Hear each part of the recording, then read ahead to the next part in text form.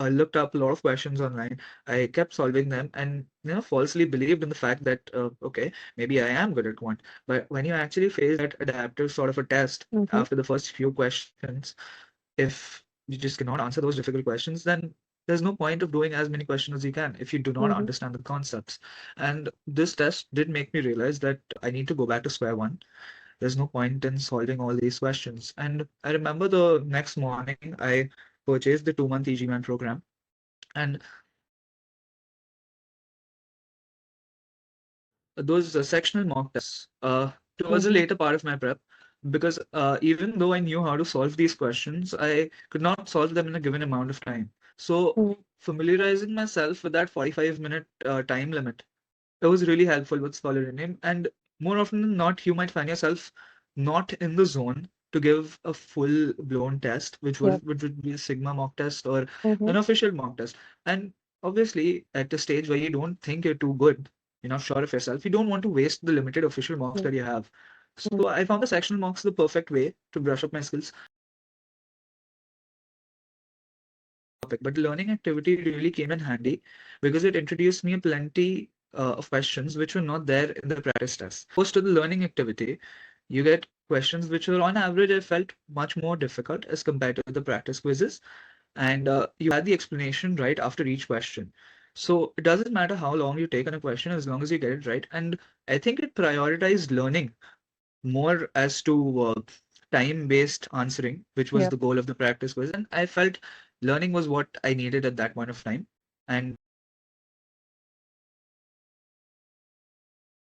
Welcome to today's video debrief session where we have a very, very special guest with us today, Krishay, who scored a brilliant 715 on his GMAT. So, Krishay, it's not just the score, but also the improvement, right? You improved by a humongous 220 points to get to the 715 with a perfect Q90, V83, and DI83. Thank you so much, and a big, big congratulations on this score. thank you very much. It was quite the journey. Uh, I remember it was 13th of July, 14th of Mhm, July, when I just randomly took an eGMAT Sigma mock test because I had been studying for a month using free mhm, materials, and I wanted to assess where have I actually reached mhm, and how far I am from my goal. And that test was a real wake-up call, getting a 475, and I was frozen when I saw the score report. mhm. Probably a bit too low since I missed a couple of questions in DI, but nonetheless, it was still a 475. Mm, So starting off immediately was the part that was needed. And I'm mhm, happy that I could make do with whatever limited time I had. mm. Yes. So, I'm sure putting in an effort for a month and then seeing that score might have been disheartening. But I think after that, as you rightly called it, it was a wake-up call. You followed a very, very structured approach to learning. You created your study plan, you followed the study plan to the T, and improved one section at a time. And we'll talk about that, Krishay. But before we get into the journey as such, please tell our viewers something about yourself. Okay, so my name is Krishay Raj. I had recently graduated from NMIMS Mumbai with a degree in economics. Uh, and I was just deciding whether to apply for the 26 intake or 27 intake. And I decided that, you know what, I want to go for the 26 intake. And I spoke to some people who I knew who had applied for 25 intake. And they told me that get done with the GMAT as soon as possible because it is, if not most difficult hurdle, it is Mhm, one of the most difficult hurdles in your process of applying to top schools. mhm, So that was it. And as soon as I got finished with college, I think I was done in mid-May mhm, was when my exams were done. And I came back home, and from June, it was time to start preparing. So yeah, that mhm. was pretty much it. And as for my first test score, the breakdown of that 475 was 67 in quant, Yeah, I yes, guess yes. 79 in verbal, and an 80 in DI. So it 78 was in the end. 78 in DI. So it was quite scary, the starting point. But I think that's testament to the fact that it doesn't matter where you start. If you put in the hours, if you put in the work, then you can for sure just reach your goals. Yeah, that's very, very true. And I have the study plan that you created when once you came on board, and it was a 495, not a 475. Oh, it But was a 495. Okay. yeah, so Q67, sixth percentile, and quant to 100 percentile. That's like an outstanding achievement. verbal, DI across the board. I think you started out setting your target at 695, but you have surpassed your target, which is very, very good to know. So coming to Quant, Krishay, sixth percentile to 100 percentile, and that is where you started, right? So tell us, how did you go about doing it? What features on eGMAT did you use, and how helpful were they? So, as I mentioned, I had pursued a degree in economics, and so I had a decent background in mathematics. Mm-hmm, I was familiar with concepts in calculus and how to use those concepts in sort of a financial manner because that was what was taught to me during my college days. mm-hmm, However, I was not familiar with the math and the quant questions that were asked of me in the GMAT. mm-hmm, So it was really very strange because I remember during my first month, I read a lot of reviews about how videos online could help you solve a lot of questions, and that's what I did. I looked up a lot of questions online. I kept solving them, and falsely believed in the fact that okay, maybe I am good at quant. But when you actually face that adaptive sort of a test mm-hmm, after the first few questions, if you just cannot answer those difficult questions, then there's no point of doing as many questions as you can if you do not mm-hmm, understand the concepts. And this test did make me realize that I need to go back to square one. There's no point in solving all these questions. And I remember the next morning, I purchased the 2 month eGMAT program. And this test sort of did humble me in a way that mm-hmm, I thought that, okay, I can deal with the bigger topics in maths. What is what about permutation combinations? What about number properties can actually even bother me? But it does actually. And there's no shame in admitting that you might have to relearn certain things that you did when you were back in mm-hmm, school, when you were in class 7 and class 8. Because those are the type of questions that you will see on the GMAT. mm-hmm, And from then on, I followed the structured program provided to me by eGMAT. The four topics mainly number properties, word problems, algebra, and the third one, I'm forgetting its name. It had advanced set topics. yeah, advanced topics, set theory, probability, and PNCs and that.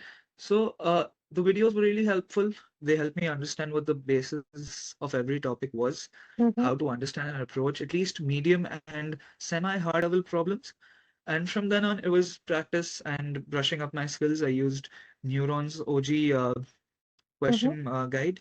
I also used Scholarinium for the those sectional mock tests towards the mm-hmm, later part of my prep because even though I knew how to solve these questions, I could not solve them in a given amount of time, not mm-hmm, at least two mm-hmm, minutes per question, because at that point, more so with word problems actually, mm-hmm. I found Yep. myself reading the question for 3 minutes at a go rather than actually solving it within two. So familiarizing myself with that 45-minute time limit, it was really helpful with Scholarinium. And more often than not, you might find yourself not in the zone to give a full blown test, Yep. which would be a Sigma mock test or Mm-hmm, an official mock test. And obviously, at a stage where you don't think you're too good, you're not sure of yourself, you don't want to waste the limited official mocks mm-hmm, that you have. So I found the sectional mocks the perfect way to brush up my skills. I could give 2 to 3 of them within one day itself, and have sufficient amount of break time in the middle. mm-hmm, It wasn't like I had to continue on and on and on like an official mock or a full length mock would be. And it also gave me an idea as to how much my score would be if I made, let's say, 2 errors or 3 errors, and which particular topic I was repeating my errors in, which got it. was advanced topics a lot. Mm, yeah. I know. I'm not a great fan of advanced topics, so I can relate completely to what you're saying.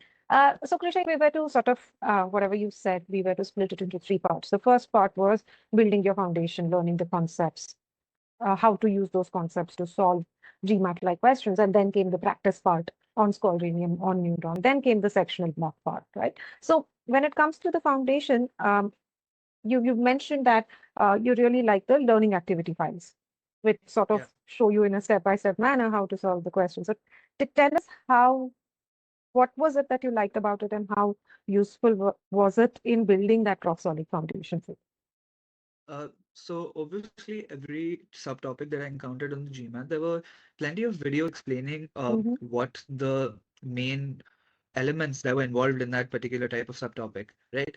And the videos are the videos, they're really nice if you want to learn the topic. But the learning activity really came in handy because it introduced me a plenty of questions which were not there in the practice test.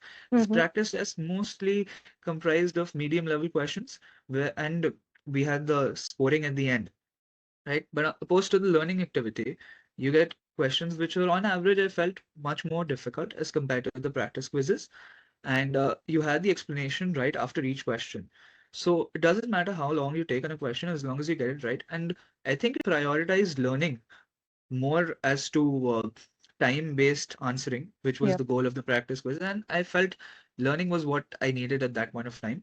And getting familiar with a load of questions is probably the way to solve math as I feel more comfortable. I feel much more comfortable knowing that, okay, I have looked at 100 different questions in every subtopic, and there's a unique way or a trick to solve every single question. That's how I approach the exam whenever it's math related, whenever it's quant related. Mm-hmm. So I feel that really helped me. And also the cementing quizzes after every subtopic were a really humbling experience, especially the hard mode questions, Mm-hmm. because you do not experience or encounter a lot of very difficult questions prior to Mm-hmm. that. And Yeah. those questions were quite the game changer when I realized that, okay, even building foundations is not enough. You have to practice a lot. Yeah, that's true. That's true. And I just have this snippet to share wherein things did not sort of move in a very linear fashion. I'm looking at your number properties, grades. So initially there was that C grade or that B grade. I think there was that learning curve associated. And then you were Yeah. able to sort of fix, you know, the focus part of it, the study habits part of it. And then I can see those consistencies. And the foundation sort of resulted in this. This is your number properties chart. Yes, some downs, but mostly towards the end, you were hitting that 70% accuracy consistently. WP also 80, 75, right? WP, you said this was a topic which was, you know, very difficult for you given the limited time, but brilliant accuracy as you move to the final stage. So, Krishay, how, how did you course correct?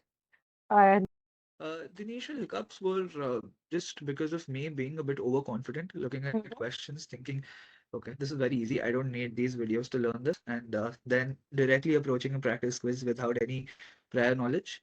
But those C's really did put me in my place there. I had to understand that it's okay. Watch the videos. It's 15 minutes, 30 minutes of mhm, listening. But the reward that you get for that is much higher than the mhm, price you're paying. After that, I think it was more of me building up my confidence after it was shattered by the earlier mhm, tests. Just familiarizing myself with concepts as well as gaining confidence while solving plenty of different questions. And every week I would test myself with a lot of various difficulty questions, right? mhm, And improving my accuracy on the harder questions helped me build my confidence as well, approach questions in a more pragmatic sort of manner. I mhm. understood how to do these questions and take the most limited amount of time. Got And it. obviously, practice is Yeah. the way to go for quant. Yes, yes, it is. But again, coming back to what we were discussing, practice without the right kind of processes, right kind of foundation doesn't give you the kind of Absolutely. My improvement. first month of prep was basically that. I did study like a workhorse, but I didn't understand where to go because it's not very simple curriculum Mhm, that we have here. There's a lot of confusion involved with the topics that may or may not show up, especially due to the problems with the conflicting curriculums of Classic Edition and the yeah. Focus Edition. Yeah. So someone who's just signed up may not be familiar with what's on the Focus Mhm, exclusively and the what was on the Classic exclusively. Faced yeah. that problem a lot with coordinate geometry problems. I was solving a lot of coordinate geometry questions, not to encounter even a single one on any of my official mocks and neither on the Mhm. final exam. Yeah, because it's yeah, geometry has been taken out, right? So, Risha, you mentioned something else which was interesting that initially, you know, solving questions used to take time. You didn't bother much about the time as you were doing learning activities, but by the time you reached cementing, you were able to tackle all these questions in a timely manner. And this is where I think, you know, the most optimal part of solving questions, especially in quant, depends a lot on the process skills that at eGMAT we sort of ask you to follow to solve a quant question. So tell me how useful were these process skills and what impact it had in your on your accuracy and your time. Definitely. The videos after every question that I got wrong were really eye-opening in the sense that whenever I got a question wrong, I used to think that unless I was a really silly mistake, I was really confused as to what was required of me to do in that Mm-hmm. question to get that right.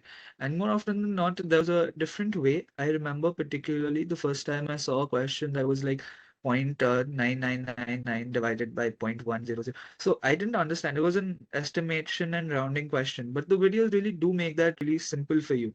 Mm-hmm. And I come across these questions a lot as well on a subreddit called GMAT. A lot of people post their queries there. So I come across these questions and I feel really grateful that okay, I took this plan where I had this Mm-hmm. structured program where I could understand how these questions were being done through video, through an actual person explaining it to me rather than an automated voice process or just a wall of text. It does help you out when someone is explaining, and Mm-hmm. yes, that's how it Okay. helped me during my journey. That's really good to know. And I was looking at your question bank, and you know, again, 1 month of practice, still a sixth percentile, and here you solve what around 700 questions on the platform. It's not a whole deal. You still have another 1,000 questions there left for you on the platform. So it goes on to say when you do have the right kind of basics, the processes, then you don't need a ton of practice to take it to next level. What you need is a very structured practice, which through cementing, through sectional mocks, you were able to do. You also mentioned that a neuron played a very important part in neuron OG in your improvement. Take us through that. Okay, so when I was initially looking after the various facilities available on eGMAT, I was confused looking at Neuron, but I didn't really bother with it because it had questions and I didn't know how to solve those questions. So I was sticking to understanding the concepts. It was not Mm-hmm. until the very later part of my journey when I understood that okay, this can be used as a question bank, but after that, there was an update where there was a quiz sort of an update where I could Mm-hmm. attempt multiple different questions, pretty similar to Scholarinium, and get done with about 10, 20 questions whenever I wanted to. So, as usual, I looked up the subreddit and the very importance of official guide questions. And that really helped me boost up my confidence as to very different types of questions which were from the official guide. So I knew that in order to succeed at the GMAT, I need to get high accuracy on these questions. So yeah, Neuron was pretty much used for a very relaxed mode of study that I didn't want to give a sectional mark. I didn't want to really put myself in a position where I'm tested, where I have Mm-hmm. numbers. So just getting to do different types of questions and different subtopics. As you know, we can select Yeah. whichever topic that you want. So picking a particular topic and polishing my skills to the absolute maximum was the goal whilst I was using these hard difficulty problems, medium difficulty problems. I didn't attempt easy Mm-hmm. level problems because I didn't feel they were all that necessary. So medium ones just to get myself warmed up and switching to hard mode problems right after to improve accuracy and find different level, difficult level questions and see how they're very different compared to the Got it. ones that I excel at. But Got it. towards the end of my prep, as you showed earlier, that I just used 700 questions, but they're not used in the exact manner that you would think. I used to just, for this last 3 weeks, I guess, I used to just solve Neuron because I wanted to Mm-hmm. relax and use Scholarinium's sectional mocks. I ran out of sectional mocks for Quant. I didn't Yeah. have any remaining. After which, towards the last 3, 4 days of my prep, and my exam was on the 20th, I guess, and on the 15th, there was a restock of questions and there were 5 extra mocks I could take. So I ended up running out of those as well because Okay. it was a really easy sort of way to measure my because it was really satisfying to see a score at the end of Yeah. 21 questions instead of just seeing that okay, I just got one wrong, 85% accuracy, as compared to that you see a Q85 or a Mm-hmm. Q83. That's much more satisfying for me as a person to look, Yeah. okay, this is what I will score on the paper, much Mm-hmm. more close to the actual exam. Got it. And I was looking at your sectional mocks, and I can see that you're consistently hitting an 86 plus on the sectional mocks too. So it's sort of ready to get there. And what, again, coming back to from a sixth percentile to 100 percentile, you just created history, Krishay. Brilliant, brilliant improvement. So coming to verbal, take us through again. It wasn't as bad as quant. It wasn't great either at 79. From there to a good 4 point improvement. What what did it take to get there, and did eGMAT help? I think Verbal was really volatile as compared to Quant because even in my worst quant attempts towards the later part, I would hit Q83. But that was mostly because of my silly mistakes, not a lack Mm-hmm. of ability. As opposed to verbal, where I found myself that, okay, I am capable of scoring 87s and 86s as well. I had scored them in my official mock test. And at the same time, if I had a bad day, I was capable of reaching back down to Q79. Now, the Q79 on my first mock test with V. eGMAT might be a bit inflated because Mm. there was this particular reading comprehension passage which I could not comprehend at all, and I just Mm-hmm. selected a couple of answers there because I was so done with that. But in the process, I ended up getting them correct. Okay. So it was Mm. really a process of understanding what the verbal section is actually trying to test, and initially before I started preparing for it, I thought that it's just testing how well I know English, but that's not what it's Mm-hmm. actually going for. It's going for how well you read the details of the passage, right? A simple difference between a cab or the cab is what Mm. they're trying to look for. So yes, just looking into the videos as to how pre-thinking would help, a bit of combination with what I felt like was working for me Mm-hmm. uh, did help me improve my score. I struggled a lot with RCs prior Mm-hmm. to this course that I took up. I could not really comprehend these huge passages, and just looking at the questions that were asked on the basis of those passages, they're not like the ones we were asked in school, right? Not Mm-hmm. 5 mark long answers that we have to write describing the passage. Instead, it's something that we have to infer from the passage, something Mm-hmm. that the author is supporting. So a different type of question that we would encounter. So I started this process of writing down for long passages specifically. After every paragraph, I would write down just 4 to 5 words as to what the paragraph really says. And it will help me understand the passage a lot better as opposed to just reading it. Mm-hmm. Short passages are much more easy. The questions are much more technical for the short passages, is what I've Mm-hmm. understood. Longer passages are simpler in terms of questions. They tend to ask you what the author is trying to say, what you can infer, and whether something is supported by the statement or not. So I felt this method really helped me excel in longer passages. And Got it. shorter passages, I was pretty attentive, just 2 paragraphs that you need to read through. But that's why you need to read the details as well. Mm-hmm. So the process of reading the details, the process of not panicking when you see a longer critical reasoning question or a huge passage Mm-hmm. is what helped me gain a consistent score of around 83 to 85, which I was expecting. A bad Mm-hmm. day would mean an 83, a good day would mean an 85. It was a bad day for verbal, but luckily my other sections did save me. Yeah, yeah, they did. They did. Like DI was an 83 again, 95th percentile. So really, really good. So you did quant, you prepared quant, then you did verbal, and then you moved to DI, right? So what were the challenges that you had initially in DI as you took the first mock, and what are the strategies that really helped you, improve your score by 5 points? DI is actually the section that I prepared for the least. Mm, I probably have not even bothered looking for a lot of explanation for DI because, as I mentioned earlier, I had an economics background. I was very familiar with graphs and tables. They were not really a problem. And as I kept excelling more and more at quant, the mathematical questions in mm, DI turned out to become easier as well. I just followed the simple format. For data sufficiency, it was the section that troubled me the most. If there were like 5 questions in every set, which I believe there often are, five to mhm, six data sufficiency questions in every DI set, I would get 3 to 4 wrong because I struggled with the fact that I could not use two statements at the same time. mhm, I did not put in the work after seeing one statement, and I did not completely forget the first statement before I looked at the second one. So the strategies that I used was very simple. The AD, I would write AD on top, B, C, E at the bottom, and mhm, slowly eliminate each option depending on which statement fulfilled my work and mhm. which statement helped me get the answer. So that was pretty much all. Just looking at questions and solving them very carefully helped me improve my data sufficiency, accuracy. Graphs and tables, I did not really practice except for just did not really find a particular strategy for. I just practiced Got it. questions for them. It's more intuitive to you. Yes, it was something I was initially good at as well. Yes, So it didn't bother me all that much. got it. Got it. Yeah. So, Krishay, having done all this, your 220-point improvement happened in what, 3 months? And but it was your first attempt from Yes. 495 in your whole mock to a 715 on your first ever GMAT test. So, how confident were you on the test day?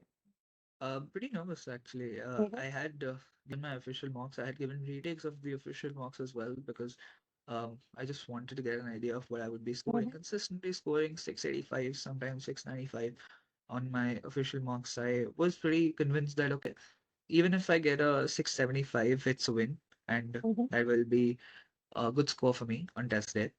Did not know what to expect. Some people claim that the test is easier, some people claim the test is more difficult. But I stopped reading anything anyone said 5 to 6 days before the test and just preferred to be in my own zone. Pretty Mm-hmm. relaxed. Probably go out, watch a movie, probably relax at home, watch series. Uh, Nothing doing because you've done all the prep that you need to do.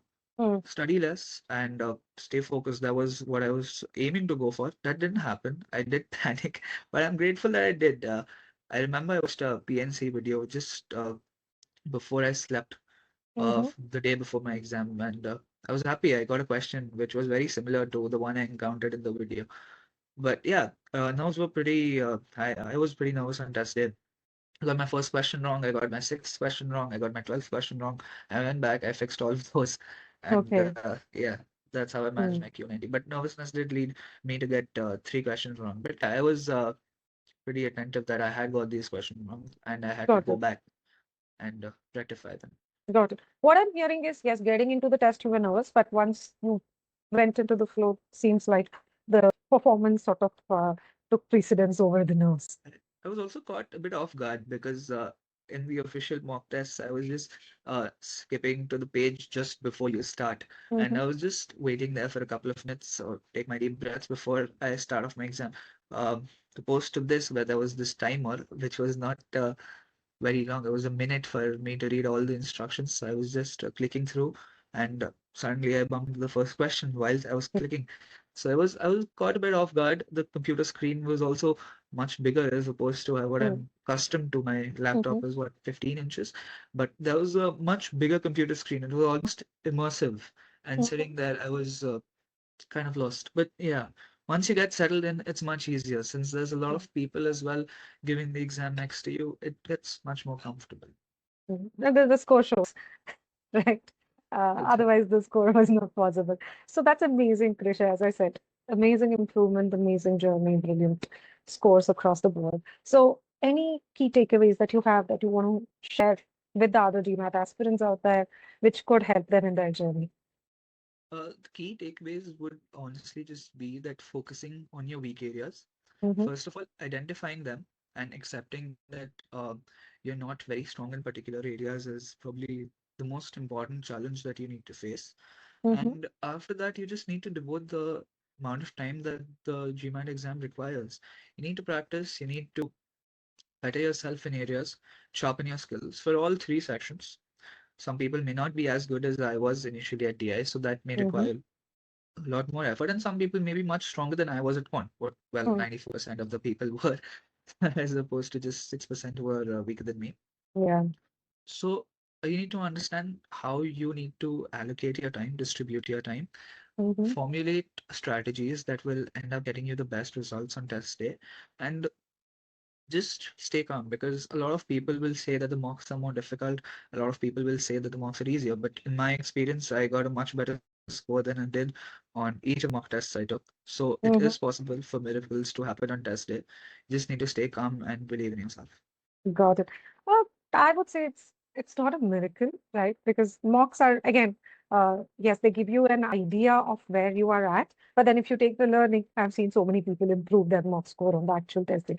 So a lot of effort has gone into this question to have to you know to get this test day miracle happening. So I really want you to want to congratulate you on all those efforts that you put in. Thank you very Really, much. really super proud of you, and all the best. Congratulations again. Thank you very much.